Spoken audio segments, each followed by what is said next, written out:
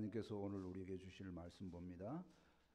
하나님께서 주신 말씀 마태복음 26장입니다. 신약 45쪽.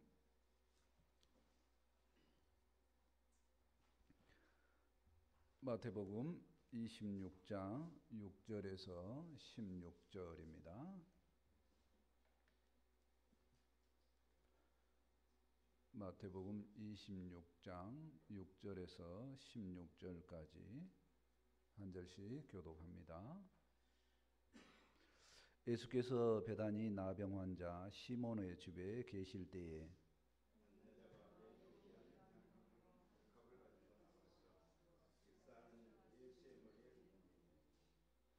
제자들이 보고 분기하여 이르되 무슨 의도로 이것을 허비하느냐.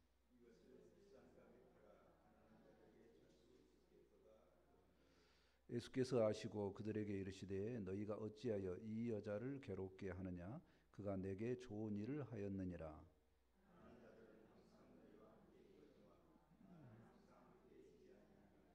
이 여자가 내 몸에 이 향유를 부은 것은 내 장례를 위하여 함이니라.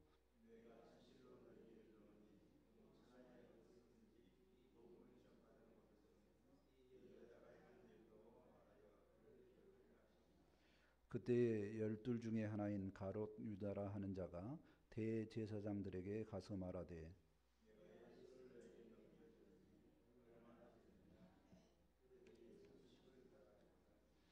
함께 읽겠습니다. 그가 그때부터 예수를 넘겨줄 기회를 찾더라. 아멘. 오늘은 이제 옥합과 은 30이란 제목으로 말씀을 전하고자 합니다. 우리는 수없이 많은 사람들을 만납니다. 근데 그 만나는 사람이 나를 좋아하는지 싫어하는지 어떻게 판단을 할까요? 그 사람이 속마음을 어떻게 표현을 해야 될 거 아닙니까? 우리는 마음을 모르니까. 표현을 보고 나서 오랫동안 그 표현을 종합해 본 결과 아, 좋구나, 뭐 싫구나 이렇게 알 수 있다는 겁니다. 오늘 말씀에서도 보면 예수님을 지극히 좋아서 사랑 표현한 사람과 예수님을 배신하는 그 표현을 하는 사람의 이야기가 나옵니다.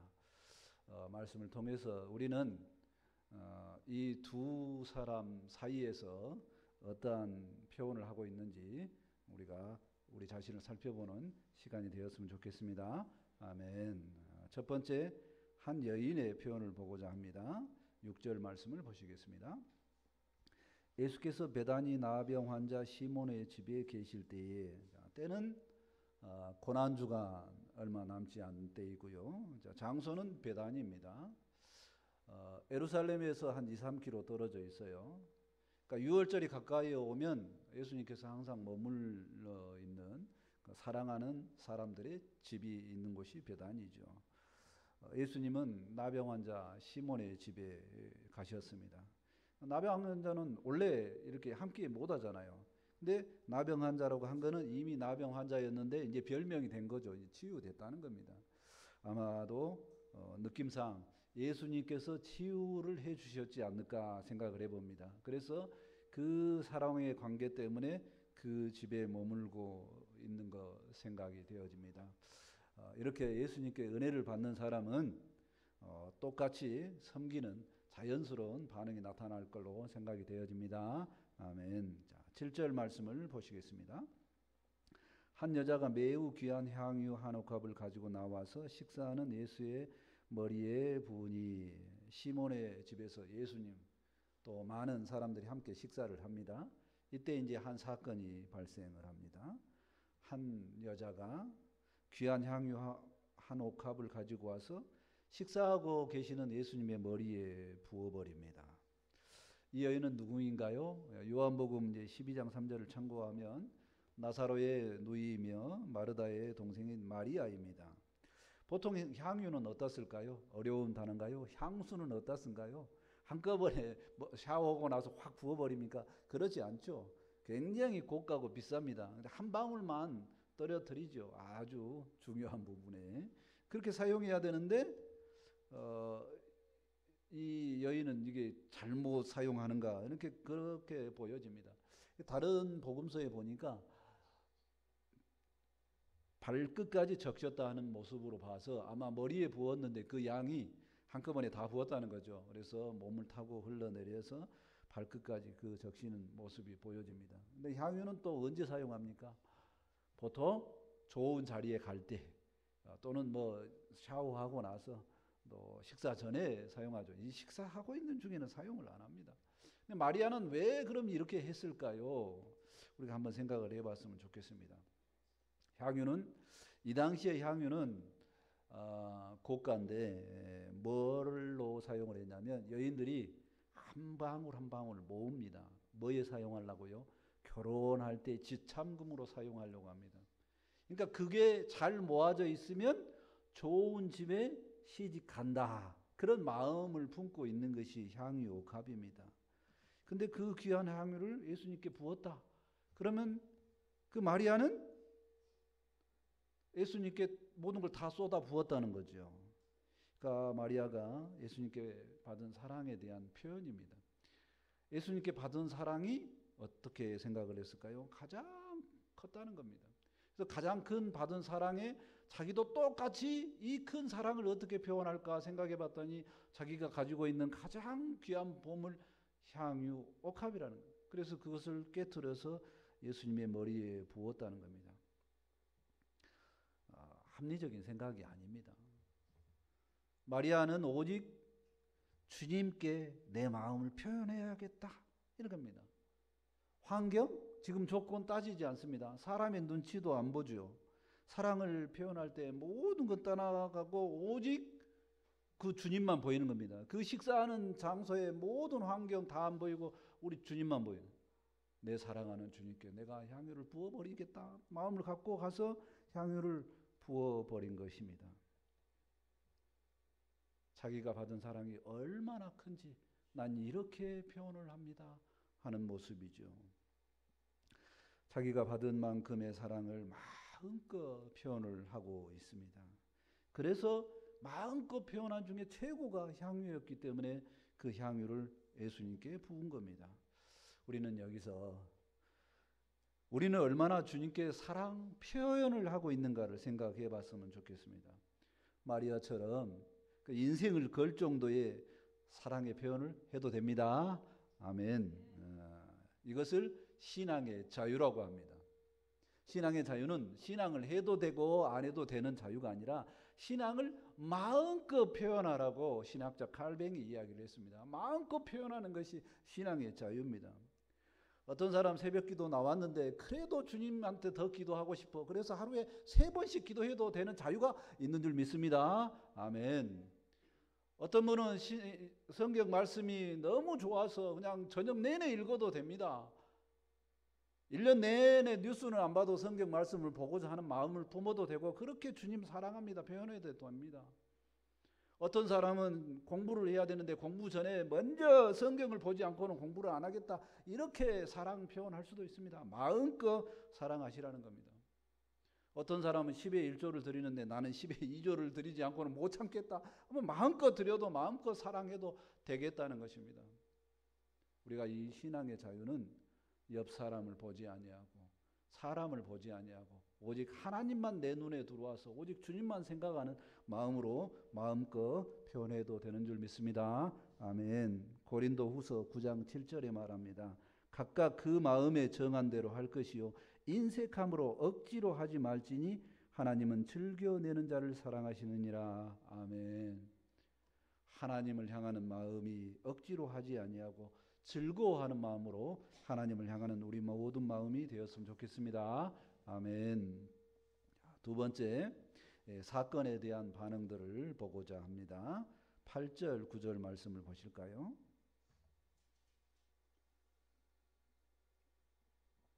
8절, 9절입니다. 제자들이 보고 분개하여 이르되 무슨 의도로 이것을 허비하느냐? 이것을 비싼 값에 팔아 가난한 자들에게 줄 수 있었겠도다 하거늘.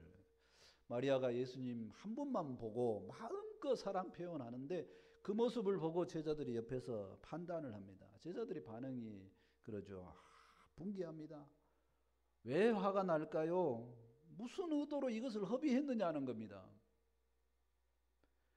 합당하게 사용하는 다른 방법이 없었느냐? 예를 들면 비싼 값에 팔아서 가난한들에게 줄 수도 있었는데 왜 이렇게 허비했느냐라고 화를 내죠. 우리는 어떤가요? 우리도 이 제자들하고 거의 비슷합니다. 누군가가 합리적으로 사용하지 못하면 화가 납니다. 근데 가만히 생각을 해보십시오. 내 것이 아니잖아요. 저 사람 거예요. 근데 저 사람이 함부로 쓰는 게 무슨 나하고 관계가 있다고 내가 화가 나는지는 모르겠습니다. 제가 이 말씀을 받은 이후부터 우리 집사람에게 꼭 하는 말이 있습니다. 무슨 말이냐면 애들에게 용돈을 줬으면 그 용돈을 가지고 코를 풀든 비행기로 날르든 남은 뭔 짓을 하든 내버려 두라는 겁니다. 왜? 줬으면 내 것이 아니니까. 근데 꼭 그 준 용돈까지도 잘 쓰라고 뭔가를 하면서 불편한 관계가 됩니다. 교회에서도 똑같습니다. 어떤 사람이 자기 마음에 들여서 마음껏 하면 그냥 축복해 주시고 내버려 둬야 됩니다. 그런데 우리는 수준이 딱 누구라고요? 딱 제자들 수준이라는 겁니다. 왜 그럴까요? 우리는 하나님의 역사하심을 모릅니다. 예수님의 마음을 모릅니다. 또 여인의 마음도 모릅니다. 늘 몰라요. 그래서 늘 예수님께 말씀을 들어야 되는 제자들의 상태하고 똑같습니다. 자, 10절 말씀을 보실까요? 예수께서 아시고 그들에게 이르시되 너희가 어찌하여 이 여자를 괴롭게 하느냐? 그가 내게 좋은 일을 하였느니라. 예수님은 다 아십니다. 여인의 마음도 알고 제자들의 마음도 압니다. 제자들의 무지도 알죠. 그래서 제자들에게 설명을 해줍니다. 이 여자가 내게 좋은 일을 했다. 왜 좋은 일인지 이제 설명하는 내용이 11절과 12절입니다. 11절과 12절 말씀을 보실까요? 가난한 자들은 항상 너희와 함께 있거니와 나는 항상 함께 있지 아니하니라. 이 여자가 내 몸에 이 향유를 부은 것은 내 장례를 위하여 함이니라. 교회에서 할 일 중에 아주 중요한 일이죠. 가난한 일, 구제 늘 해야 됩니다. 항상 해야 됩니다. 근데 그 기회는 항상 있다는 겁니다. 그때 시대나 지금 시대나 가난한 사람은 항상 있습니다. 근데 예수님은 언제만 있다고요? 요때만 성경에 나온 그때만 있고 지금은 예수님 없습니다. 우리가 예수님께 향후 붓고 싶어도 예수님 안 계신다니까요. 근데 예수님은 뭐라고 그러냐면 이 일이 좋은 일이다. 잘했다. 왜 그러냐? 내 장례를 준비한 일이다. 그렇게 이야기를 합니다. 그래서 이 여인은 잘했다라고 평가를 해주는 거죠. 13절 말씀을 보실까요? 내가 진실로 너희에게 이르노니 온 천하에 어디에 있어든지 이 복음이 전파되는 곳에서는 이 여자가 행한 일도 말하여 그를 기억하리라 하시니라. 이 여인이 한 일이 너무너무 귀한 일이고 잘한 일이라고 평가를 합니다. 이 여자가 잘했다, 너희들보다 낫다가 아니라 이 여인이 한 일이 잘됐다고 평가를 해주는 거죠. 중요한 일을 했다. 기억되고 기념할 만한 일이다라고 이야기를 합니다. 예수님께서 여인이 한 일에 대한 반응을 보고 생각을 해봅니다. 여인이 한 일이 어쨌다고요? 잘했다고, 아름다운 일이라고, 좋은 일이라고 이야기를 하십니다. 근데 여인은 그 의도를 가지고 했을까요? 그렇지는 않죠. 오직 주님만 사랑하고자 했는데 주님이 뭐라고 하냐면 참 잘했다 이렇게 이야기를 하는 겁니다. 그리고 심지어 복음이 전파되는 모든 곳에 기념할 만한 일이라고 이야기를 합니다.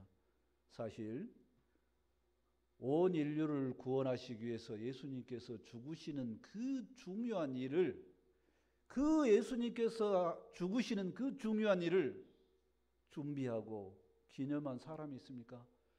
유일한 일이 이 마리아가 한 그 사랑의 표현인 줄 믿습니다. 아멘. 평상시 함께 했던 제자들, 내가 주님이 죽으시면 나도 함께 죽겠습니다 허언장담했던 그 제자들은 얼마나 주님을 사랑할까요? 그런데도 인정받지는 못했습니다. 한 일은, 장례를 준비한 일은 인정받지 못했죠. 다만 순수하게 주님만 사랑했던 그 사랑의 표현이 최고의 인정받는 일이 되어진 것입니다. 우리는 여기서 때로 주님께 최고의 믿음이 갖는 사람이고 난 인정받고 싶은 사람이다 하고 소원하는 마음을 생각을 해봅니다. 아, 내가 최고가 되고 싶어. 그런데요, 이 최고가 되고 싶다는 그 마음과 내 믿음과 상관없이 주님은 인정 안 해주신다는 겁니다. 왜 그러냐면요, 그 인정이 내 의지하고 관계가 없기 때문에 그렇습니다. 제자들을 보십시오. 내가 주님께서 죽으실 때에 내가 같이 죽겠습니다. 내가 늘 함께 하겠습니다. 허언장담했는데 평가는 제자들이 무지하다, 옳지 않다. 그리고 누가 옳다? 사랑 표현한 여인이 옳다라고 평가를 해준 것입니다. 여기서 우리는 귀한 믿음의 표현을 생각을 해야 됩니다. 무엇이냐? 교회에서 하는 일, 주님께서 하는 일, 주님의 평가는 주님의 귀한 권한이라는 겁니다. 내 권한이 아니고 내 능력이 아니라는 겁니다. 다시 말해서 내가 하는 믿음의 신앙의 모든 방평과 모든 진심이 사람이 평가하지 아니하고 우리 주님께서 하시는 줄 믿습니다. 아멘. 그래서 우리는 그러면 어떻게 주님께 순수함으로 나가야 되냐? 주님만 사랑하고 감사하고 사랑의 표현을 늘 했으면 좋겠습니다. 아멘. 고린도후서 4장 7절에 말합니다. 우리가 이 보배를 질그릇에 가졌으니 이는 심히 큰 능력은 하나님께 있고 우리에게 있지 아니함을 알게 하려 함이라. 우리는 질그릇처럼 연약하고 볼품이 없습니다. 근데 내 속에 가지고 있는 주님을 향한 마음, 주님의 보배로운 복음이 들어있는 줄 알고 내가 귀한 것이 아니고 내 속에 있는 복음이 중요한 것을 알고 하나님께 있음을, 하나님께 능력이 있음을, 복음의 능력은 하나님께서 선택하심을 알고 그렇게 사는 우리 모두가 되었으면 좋겠습니다. 아멘. 세 번째, 가룟 유다의 표현을 하고자 합니다. 14절 말씀입니다.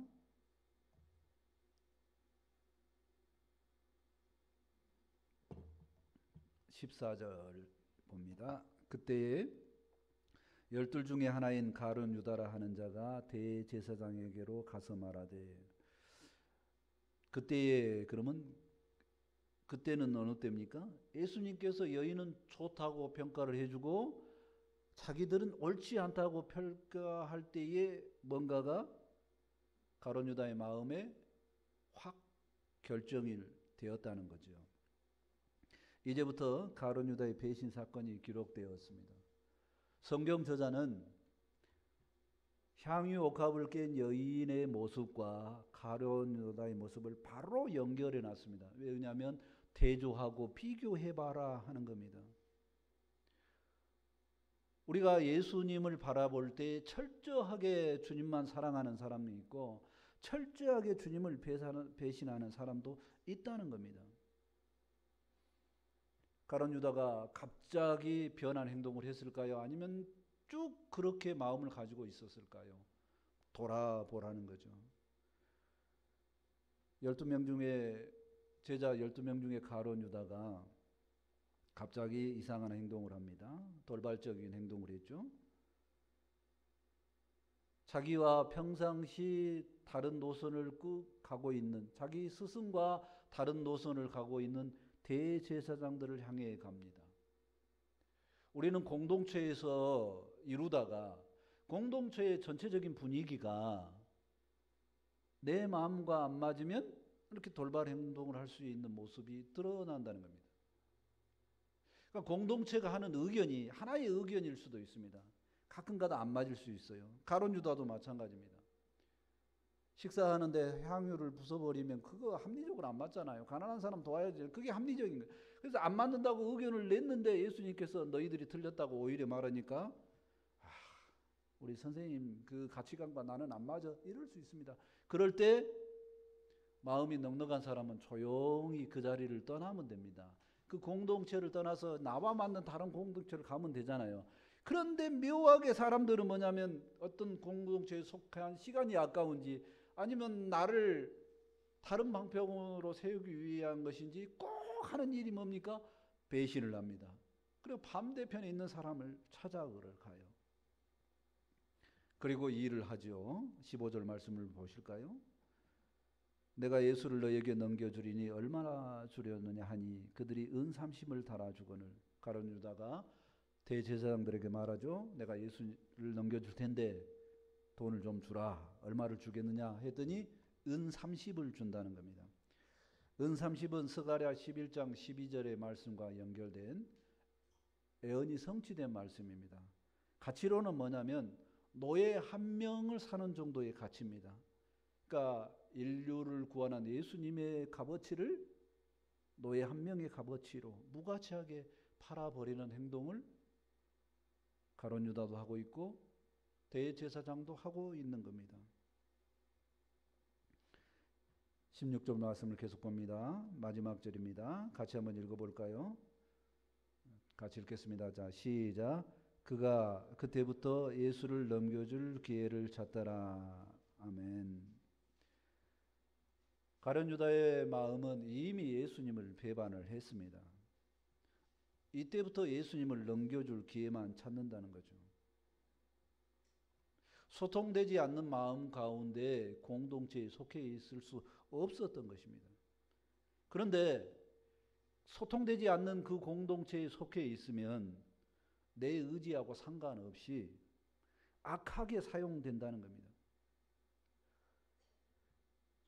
사랑하는 주님과 가룟 유다의 관계가 끊어진 것을 넘어서 인류 역사상 가룟 유다는 가장 비참한 죄인이 되었습니다. 가룟 유다는 자기의 의지하고 상관없이 사단의 조력자가 되었다는 겁니다. 가룟 유다가 예수님과 언제 이렇게 마음이 멀어져 있었을까요? 만났을 때 전부터 잘 됐을까요? 성경은 본래적으로 유다의 마음이 그렇지 않다라고 이야기를 합니다. 예수님과 유다의 관계는 전혀 가까워진 적이 없는 것처럼 이야기를 합니다. 예수님은 요한복음 6장 64절에 그러나 너희 중에 믿지 아니하는 자들도 있느니라. 제자들 중에 가룟 유다뿐만이 아니라 믿지 않는 자들도 있다고 말씀하십니다. 이는 예수께서 믿지 아니하는 자들이 누구며 자기를 팔 자가 누구인지 처음부터 아심이니라. 예수님은 제자들을 받아들일 때 예수님이 십자가에 죽으시는 그 순간까지도 믿지 않는 사람들이 있을 거라고 했고 나를 팔 자가 있을 거라고 이야기했다는 겁니다. 가룟 유다는 물리적으로는 거리적으로는 굉장히 가까이 예수님과 있었으나 영적으로는 아주 먼 곳에 있었다는 겁니다. 여기에서 우리는 성경이 우리의 모습을 보라고 하는 말씀을 생각을 해보고자 합니다. 우리의 모습은 제자들의 모습하고 아주 유사합니다. 제자들이 지금 어디에 놓여 있습니까? 제자들의 모습은 늘 성경의 복음서에 보면 늘 부족해서 예수님께 가르침을 받는 존재입니다. 왜 그렇게 맨날 틀린지, 주님의 마음과 안 맞는지 맨날 틀립니다. 우리의 모습이 그렇다는 겁니다. 그리고 제자들의 마음은 정말 목숨을 다하는 것 같은 마음으로 뜨겁게 사랑하는 마리아 같지도 않고 가룟 유다처럼 배반하는 그런 존재도 아니라고 합니다. 제자들의 마음은 옥합을 준비하는 마음과 은 30을 생각하는 마음 그 사이 어디쯤에 늘 있다고 합니다. 우리는 그 어정쩡한 마음을 가지고 있기 때문에 왔다 갔다 합니다. 그래서 때로 은혜가 있으면 뜨겁게 사랑의 표현을 하기도 하고 완전히 식어버리면 심지어 교회를 배신할까도 생각하는 생각도 하게 된다는 겁니다. 거기 마음 사이에 없다고 장담하지 말라는 겁니다. 마리아의 모습도 보고 가룟 유다의 모습도 보고 제자들의 모습을 보는데 우리의 모습이 제자들의 모습과 비슷하다고 성경은 오히려 위로의 말씀을 주시는 겁니다. 제자들의 상태가 그렇게 안 좋아도 우리 주님께서는 제자들을 끝까지 사랑하시는 줄 믿습니다. 아멘. 그 사랑이 연결되어서 제자들은 나중에 참 제자로 성장했습니다. 우리도 그 안에, 그 은혜 안에 있는 줄 믿습니다. 아멘. 그러므로 예수님께서 우리를 붙들고 계시기 때문에 우리는 예수님의 붙들림 때문에 예수님과 관계를 맺어가며 살아갑니다. 그래서 언젠가는 성장하는 제자들의 모습이 나타날 줄 믿습니다. 아멘. 로마서 8장 39절에 말씀합니다. 높음이나 깊음이나 다른 어떤 피조물이라도 우리를 우리 주 예수 그리스도 예수 안에 있는 하나님의 사랑에서 끊을 수 없으리라. 아멘. 어떤 존재도 예수님께서 우리를 사랑하신 그 사랑에서 끊어줄 수 있는 능력이 없는 줄 믿습니다. 아멘. 우리는 어떤 경우에도 주님 때문에 예수님과 영원히 사랑의 관계성으로 맺어져 있음을 믿습니다. 아멘. 말씀을 정리합니다. 마리아는 옥합을 깨뜨리는 사랑의 표현으로 인정을 받았습니다. 가룟 유다는 배신하여 은 30을 생각하면서 생활했습니다. 우리는 제자들 모습처럼 그 두 마음 사이에 있습니다. 옥합을 준비하는 마음이냐, 은 30을 달아주는 마음이냐. 이 마음이 제자들의 마음이고 안타까운 마음이고 어정쩡한 마음이지만 주님께서는 여전히 그 제자들을 사랑하였듯이 우리를 사랑하시는 줄 믿습니다. 아멘. 영원히 사랑하신 그 주님의 사랑 때문에 우리는 살아가고 또 발전하고 성장하는 줄 믿습니다. 아멘. 기도합니다.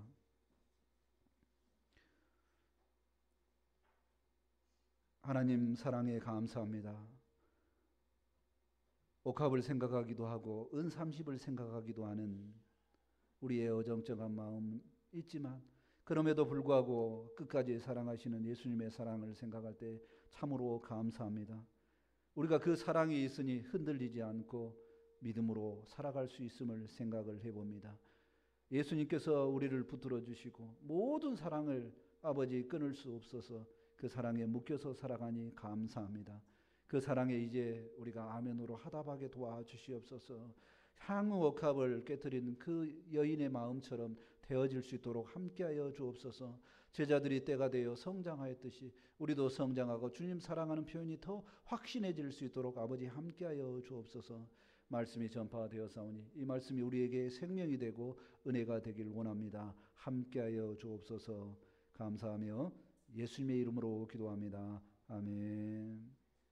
이제 다 같이 찬송 214장 하시고 준비하신 예물 하나님께 드립니다.